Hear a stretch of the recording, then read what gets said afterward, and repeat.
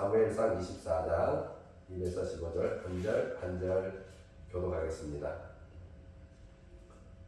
사울이 블레셋 사람을 쫓다가 돌아오매 어떤 사람이 그에게 말하여 이르되 보소서 다윗이 엔게디 광야에 있더이다 하니 사울이 온 이스라엘에서 택한 사람 3,000명을 거느리고 다윗과 그의 사람을 찾으러 들면서 말로 갈세. 길가 양의 우리에 이른즉 불이 있는지라 사울이 뒤를 보러 들어가니라. 다윗과 그의 사람들이 그 굴 깊은 곳에 있더니 다윗의 사람들이 이르되 보소서 여호와께서 당신에게 이르시기를 내가 원수를 내 손에 넘기리니 내 생각하시는 대로 그에게 하라 하시더니 이것이 그날이니라 하니 다윗이 일어나서 사울의 옷자락을 가만히 베니라. 그리한 후에 사울의 옷자락 베므로 말미암아 다윗의 마음이 찔려 자기 사람들에게 이르되 내가 손을 들어 여호와의 기름 부음을 받은 내 주를 치는 것은 여호와께서 금하시는 것이니 그는 여호와의 기름 부음을 받은 자가 됨이라 하고.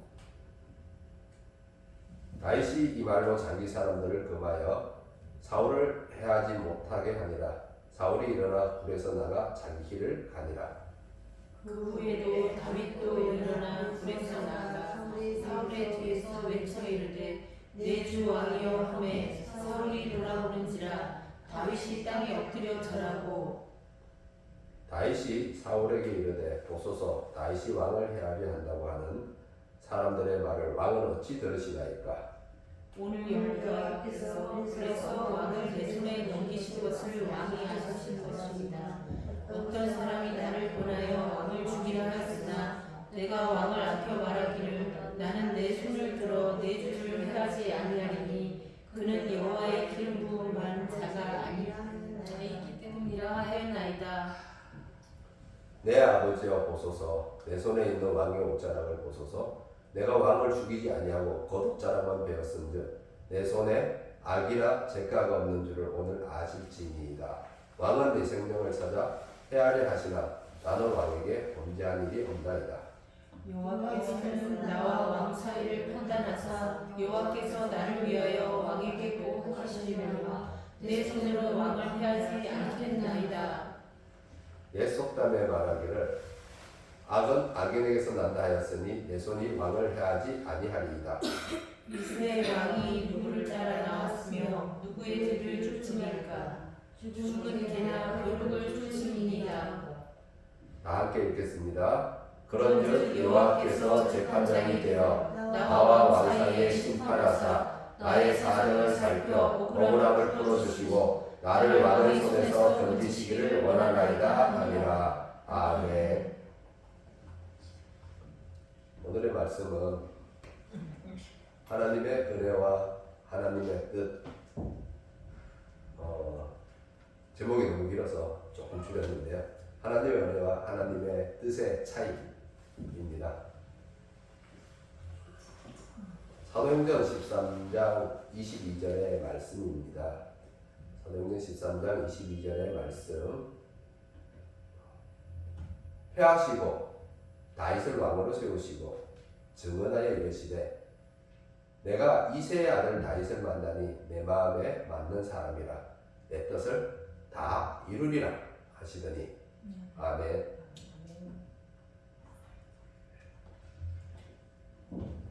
다윗은 구약에서 가장 우수한 믿음을 가졌던 사람 중 한 명입니다. 그의 믿음의 모습은 하나님의 마음에 합했습니다. 오늘 말씀도 그러한 다윗의 믿음의 삶을 보여주고 있습니다. 이 말씀에는 사울과 다윗의 행위가 비교가 되는데요. 말씀을 따라가면서 살펴보기로 하겠습니다. 1절을 보시면 사울은 블레셋과 싸우다 돌아왔습니다. 그런데 어떤 사람이 사울에게 다윗에 대해서 알려줍니다. 그가 엔게디 광야에 있다는 것이었습니다. 이 말을 들은 사울의 사울은 병사 3,000명을 거느리고 다윗을 잡으러 갑니다. 사울의 마음에 다윗을 잡으러 가는 것이 굉장히 급했습니다. 막 전투를 치르고 돌아왔는데 쉬지도 않고 쫓아나갑니다. 우리가 이런 것을 보면 가끔 하나님의 일하심에 대해 의구심을 품을 때가 있기도 합니다. 하나님이 통치하는 하늘 아래서 어떻게 사울이 다윗을 잡으러 다닌단 말인가? 이는 아마도 하나님의 통치 방식을 잘 이해하지 못하는 데서 나오는 생각이라고 듭니다. 사울은 이스라엘의 왕이었지만 하나님께서 그 왕의 자리에서 패하기로 하였습니다. 그렇다면 하나님의 뜻에 따라 어떻게 해야 합니까? 순순히 왕의 자리를 내려오면 됩니다. 반면 하나님은 다윗을 왕으로 세우기로 했습니다. 그러니 그는 왕으로 등극하면 됩니다. 이것이 하나님의 분명한 뜻이었습니다. 사울과 다윗은 하나님의 성도이니 하나님의 뜻을 따라 순종하여 평화롭게 왕권 이양을 하면 되었습니다. 아마 그렇게 왕권 이양을 했다면 비록 사울을 왕에서 패하기는 했어도 또 그 나름으로 복을 주시지 않았을까라는 막연한 생각을 해봅니다. 그러나 사람의 탐욕은 그렇게 하도록 내버려 두지 않습니다. 그 때문에 다윗은 사울에 쫓겨다녀야 했습니다. 사울 입장에서는 어떻게든 다윗을 죽여야 했으니까요. 왕의 자리란 하나님의 대적이 될지라도 차지하고 싶은 매혹적인 자리입니다. 마귀가 예수님에게 천하 만국을 주겠다고 유혹하는 것도 바로 사람이 지니고 있는 이러한 탐욕 때문입니다. 그래서 우리는 분별력을 가지고 있어야 합니다.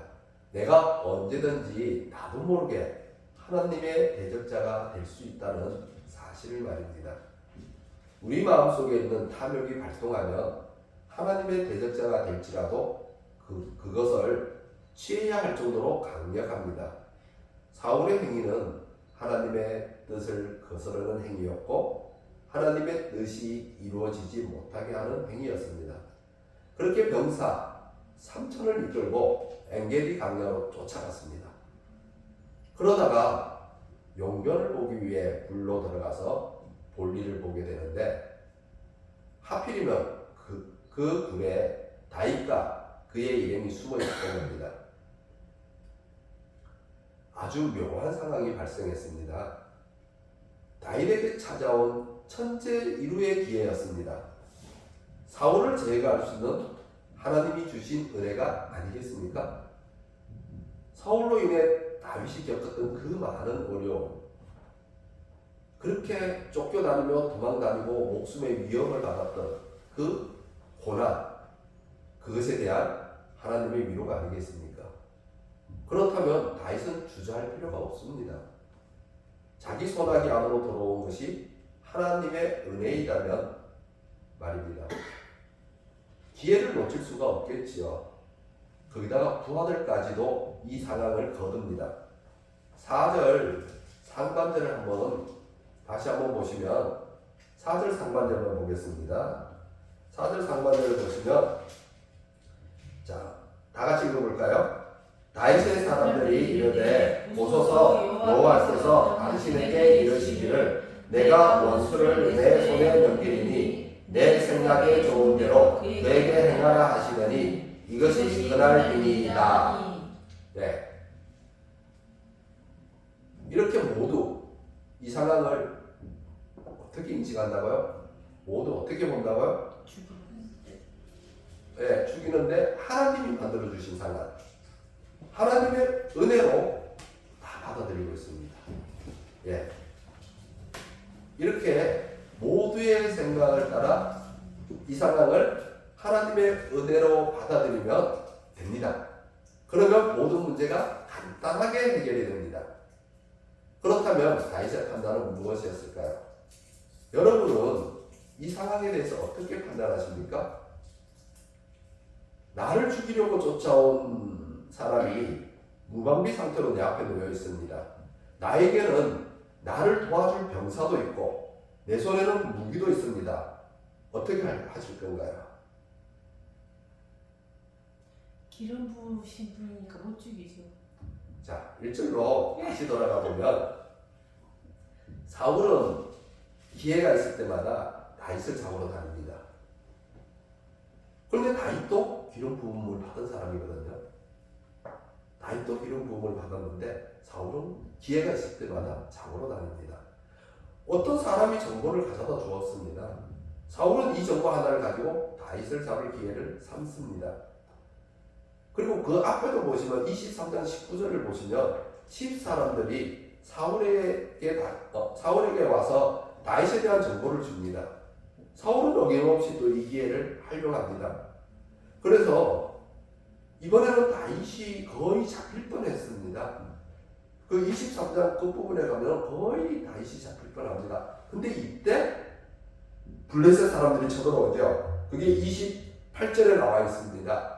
이때 딱 잡히기 직전에 블레셋 사람들이 쳐들어옵니다. 그래서 사울이 다윗이 잡은 것이 중요한 게 아니라 블레셋 사람들이 쳐들어왔기 때문에 그 전장터로 다시 돌아갈 수밖에 없는 이렇게 간신히 살아나는 상황이었습니다. 그리고 또 그 전투가 끝나고 나서는 또 잡으러 오는 겁니다. 어김없이 이렇게 기회를 활용했습니다.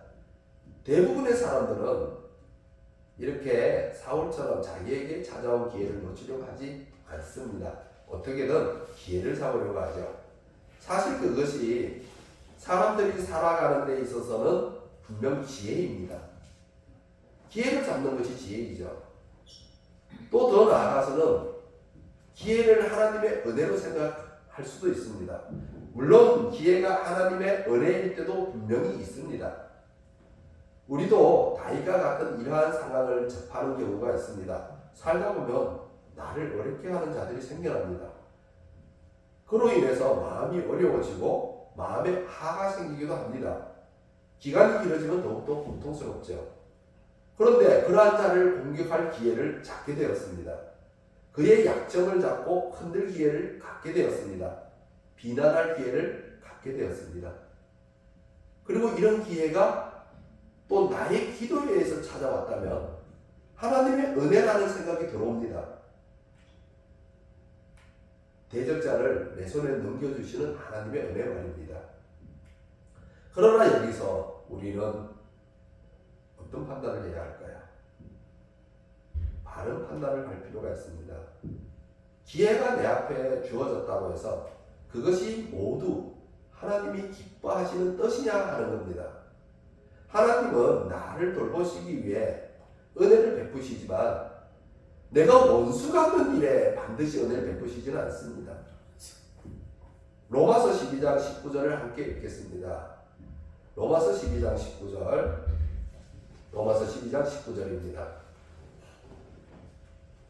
로마서 12장 19절.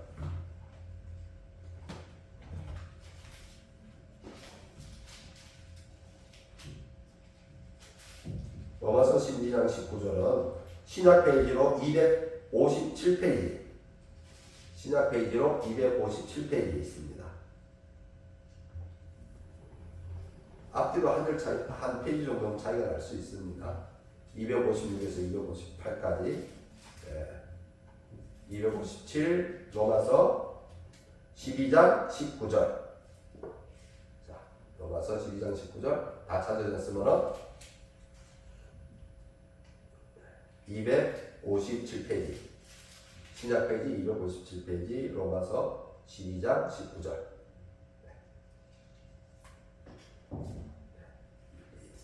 로마서 12장 19절 다 찾았으면 다 함께 읽겠습니다.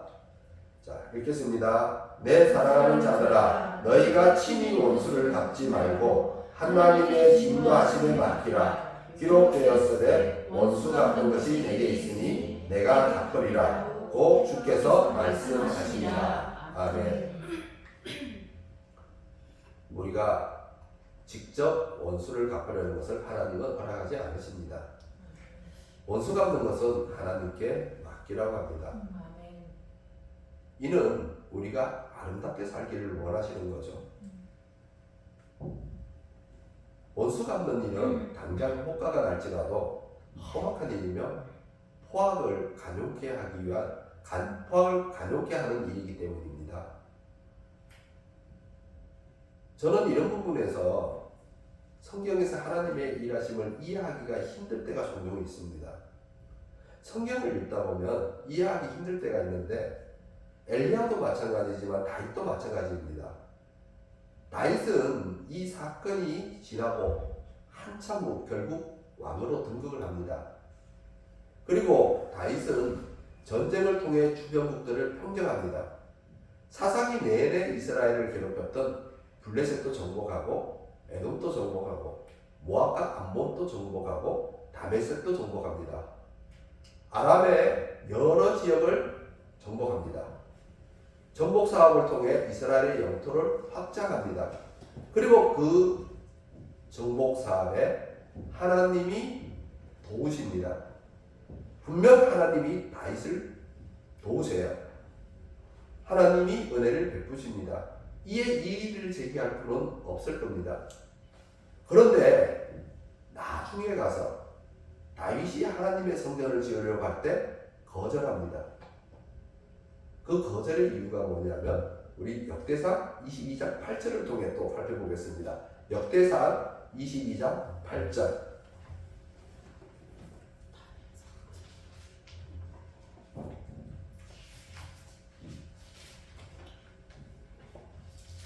역대상 22장 8절은 구약 페이지로 643페이지. 구약 페이지로 643. 구약 페이지로 643. 역대상 22장 8절입니다. 구약 페이지로 643. 643. 역대상 22장 8절. 22장 8절. 다 찾으셨으면 우리 또 다 함께 읽어보겠습니다. 자, 읽겠습니다. 여호와의 말씀이 내게 임하여 이르시되 너는 피를 심히 많이 흘렸고 크게 전쟁하였느니라. 내가 내 앞에서 땅에 피를 많이 흘렸은즉 내 이름을 위하여 성전을 건축하지 못하리라. 아멘.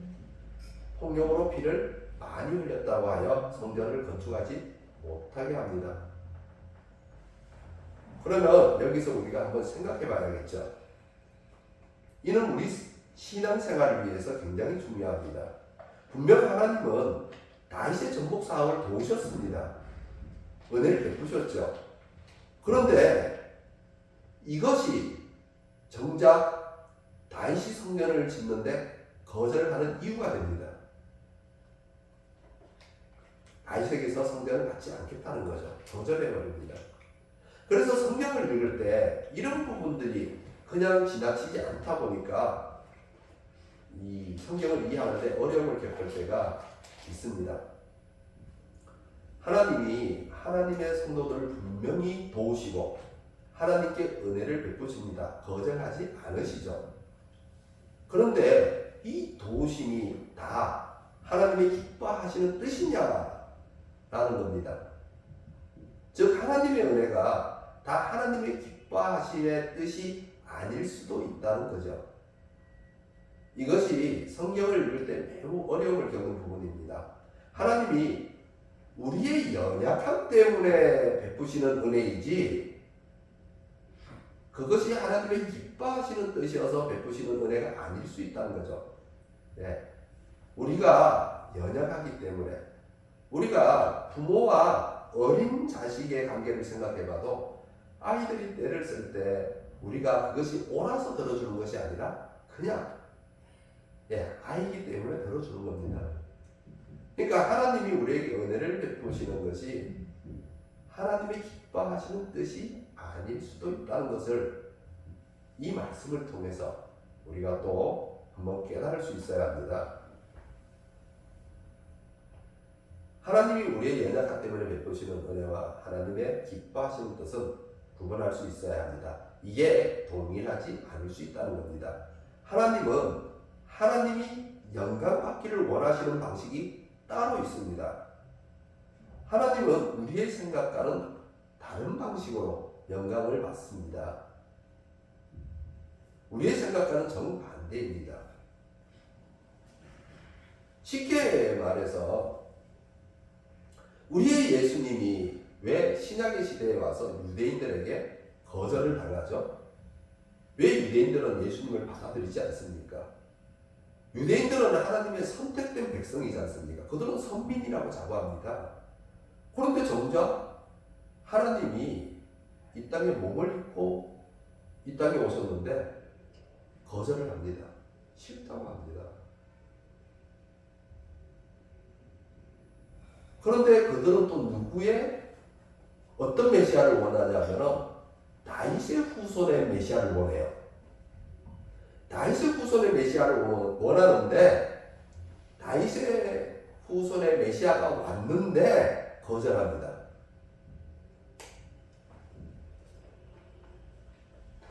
그것은 이렇게 됩니다.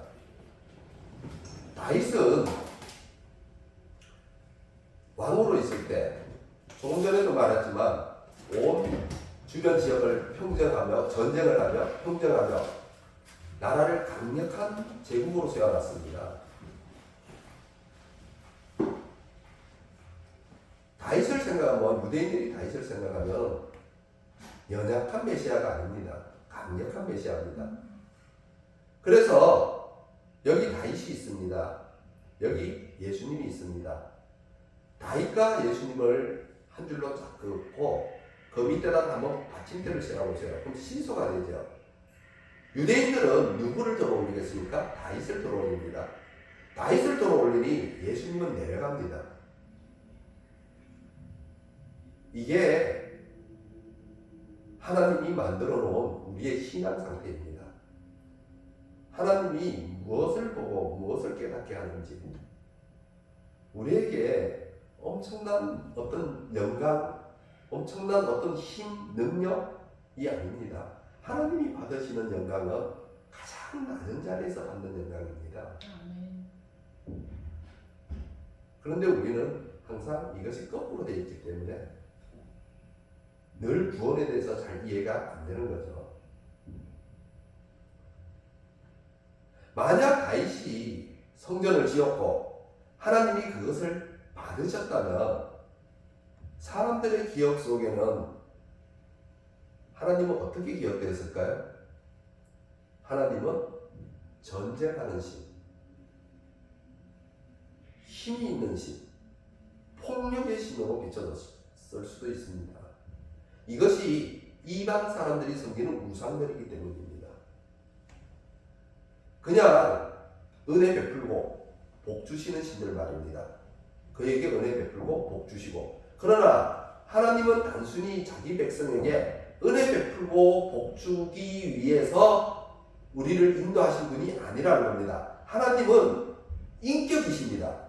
하나님은 인격이시기에 그분의 가치가 있고 그분의 철학이 있습니다.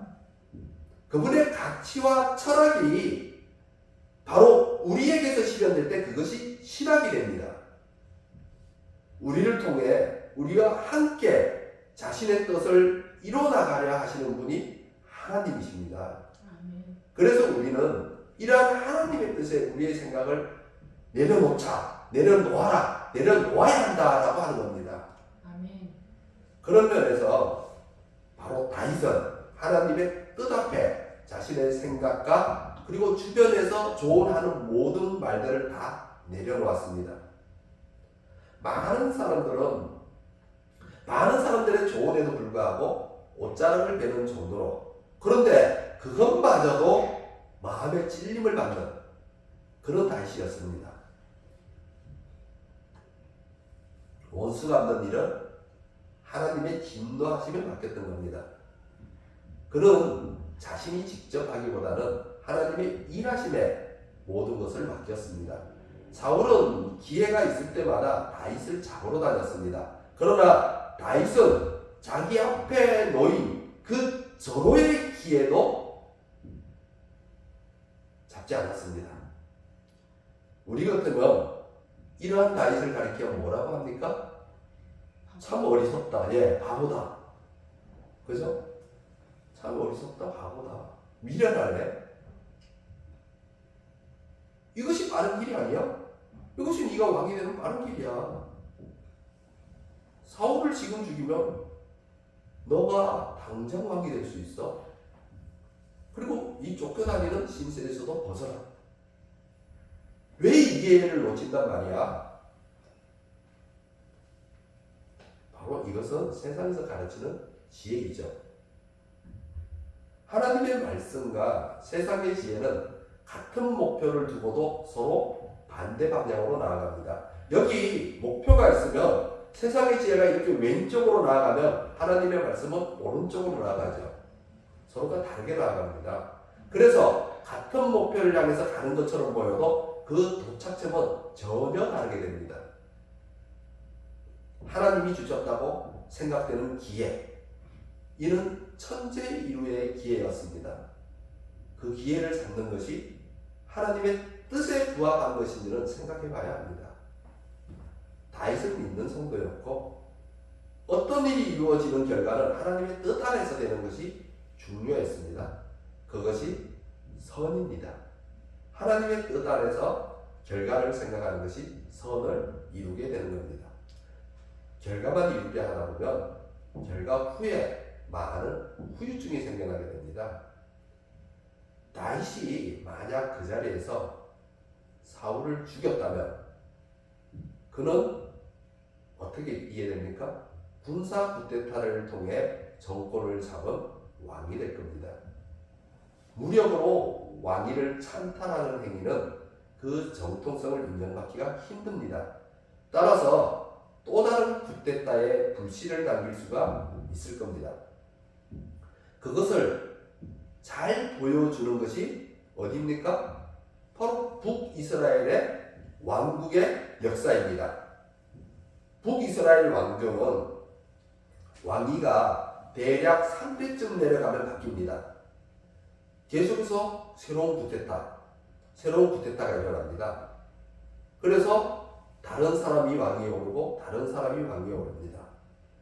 이러한 불씨가 항상 남아있게 되었습니다. 따라서 우리는 선의 지혜롭고 악에 미련해야 합니다. 로마서 16장 19절을 함께 읽겠습니다. 로마서 16장. 로마서 16장 19절은 바로 고린도전서 앞에 있습니다. 예, 로마서 제일 끝에 있습니다. 그래서 고린도전서 1장 앞에 신약 262페이지. 신약 262페이지. 예, 고린도전서 바로 앞에, 그리고 로마서 제일 끝에. 신약 페이지로 262페이지.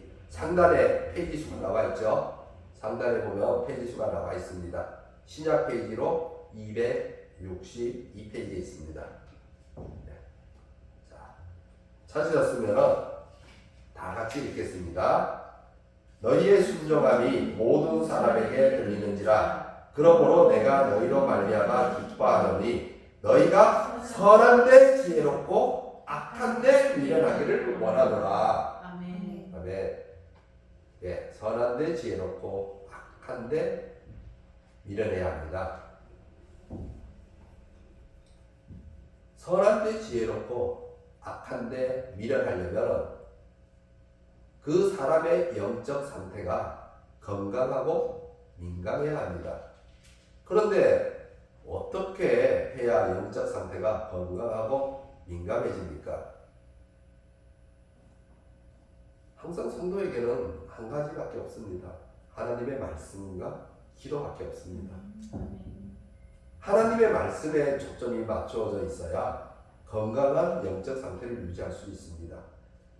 기도에 열심이어야 영적 상태가 민감해집니다. 다윗은 사울을 죽이는 기회를 잡는데 미련했습니다. 어리석었던 거죠.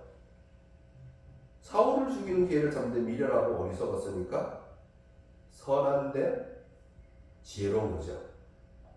그러나 그렇게 어리석고 미련한 것이 바로 그것은 선을 이루는 것이었고 지혜였던 겁니다. 어찌 보면 기회는 우리 앞에 놓인 절호의 기회가 아니라 하나님의 시험일 수도 있습니다. 하나님께서 우리 앞에 놓아둔 시험인 거죠. 그러나 다윗은 영적 상태가 건강한 사람이었습니다. 이때까지는요. 네. 나중에 왕이 되고 나서는 사고도 치고 뭐 하는데 여하튼 지금까지는 건강한 사람이었습니다. 그래서 그 기회를 잡지 않았습니다. 다윗이 영적 상태가 건강한 것은 그는 하나님의 말씀 위에 자신의 삶을 세워나가고 있었기 때문입니다. 그가 하나님의 말씀에 대해서 어떤 마음 자세를 가지고 있는지 시편 19편 7절에서 14절까지 함께 읽겠습니다. 시편 19편. 시편 여기 오른쪽에 보면 요 파란 태가 있죠. 그게 시자라고 쓴 게 있습니다.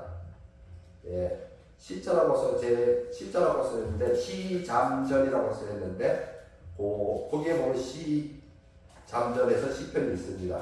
그리고 시편 거기에 19편으로 가면 있는데 상단에 보면은 페이지 수가 나와 있는데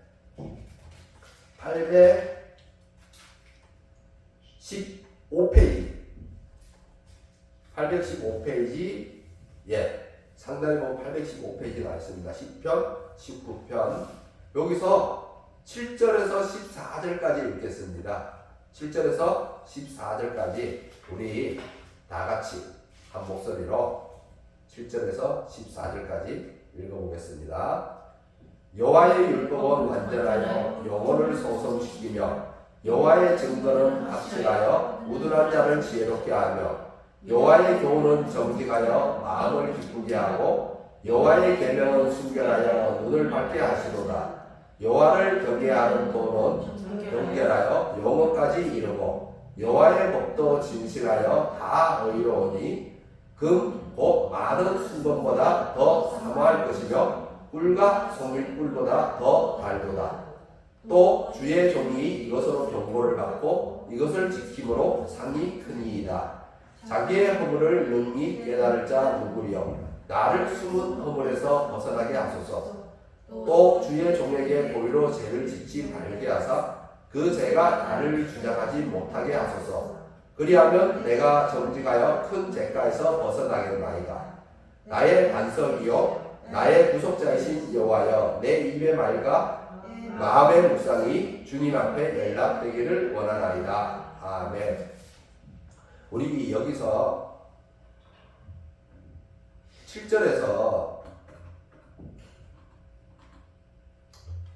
7절에서 9절까지 요거를 다시 읽는데 지금 여기 보면은 여호와의 율법 또 여호와의 증거 여호와의 교훈 여호와의 계명 그리고 여호와를 경외하는 도 여호와의 법도라고 이렇게 나와 있죠.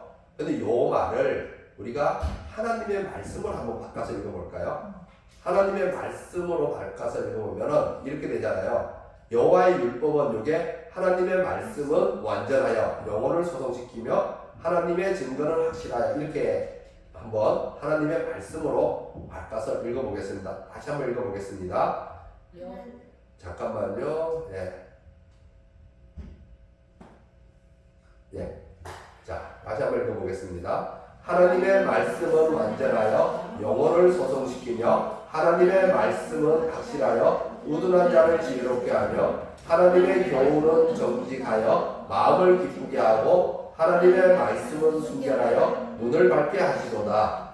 하나님의 말씀은 정결하여 영혼까지 이르고 하나님의 말씀은 진실하여 다 의로우니.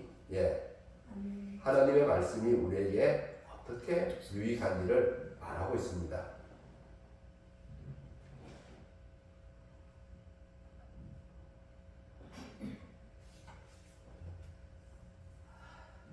7절에서 9절까지 하나님의 말씀이 우리 사람들에게 어떤 유익을 주는지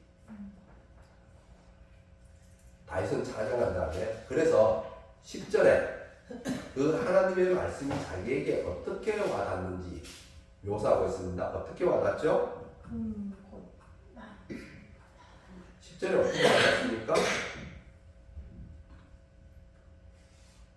금, 곧 많은 순종과 그 다음에 꿀과 송이꿀. 예, 말씀이 그렇게 와닿습니다. 그리고 나서 11절부터 13절까지 자신이 하나님의 말씀으로 이 인도받겠다는 서원을 하며 14절은 앞에서 이제 14절은 앞에서 한 자신의 기도가 연락되기를 바라고 있습니다. 그러니까 자신 앞에 놓인 그 절호의 기회에 대해서 11절에서 13절의 말씀을 다시 묵상해 보면 다윗이 말씀으로 이 상황에 대해 경고를 받고 자신 앞에 놓인 시험을 깨달아서 그 숨은 시험에서 벗어나 오히려 죄를 짓지 않는 거죠. 큰 죄가에서 벗어나는 겁니다. 그러나 우리는 어떻게 생각합니까? 이것을 기회라고 착각을 하는 겁니다. 하나님의 은혜로 생각할 수가 있습니다. 물론 은혜일 수도 있습니다. 그러나 그것이 하나님의 기뻐하시는 뜻은 아닐 수 있습니다. 왜냐하면 하나님의 말씀에 초점이 맞추어져 있지 않고 내 앞에 있는 상황에만 초점이 맞추어져 있으면 바로 이렇게 됩니다. 이는 다윗의 부하들도 마찬가지로 이런 시험에 걸린 겁니다. 여호와께서 당신에게 이르시기를 내가 원수를 내 손에 넘기리니 내 생각에 좋은 대로 그에게 행하라 하시더니 이것이 그날이니이다 라고 조언을 해주고 있습니다. 그런데 여기서 보면 내 생각에 좋은 대로, 즉 누구의 생각이죠? 다윗의 생각에 좋은 대로. 그러니까 여기서 어떻게 됩니까? 부하들은 말하기를 다윗의 생각에 좋은 대로 하라고 하는데 다윗은 어떻게 행했습니까? 다윗의 생각에 좋은 대로, 말은 동일한 말이죠. 부하들은 다윗의 생각에 좋은 대로, 다윗도 다윗의 생각에도 다윗의 생각에 좋은 대로. 그런데 둘이 똑같은 다윗의 생각에 좋은 대로가 반대의 길을 가고 있는 겁니다. 부하들이 말한 다윗의 생각에 좋은 대로는 사울을 죽이는 거고, 다윗이 행한 다윗의 이 생각에 좋은 대로는 사울을 죽이지 않는 거였습니다. 이렇게 정반대의 길을 걸었습니다. 사랑하는 성도 여러분, 하나님의 말씀에 합한 이 인내함을 본받아 우리의 영적 상태가 한 단계 높아질 수 있는 은혜가 되기를 소망합니다. 아멘. 기도하겠습니다.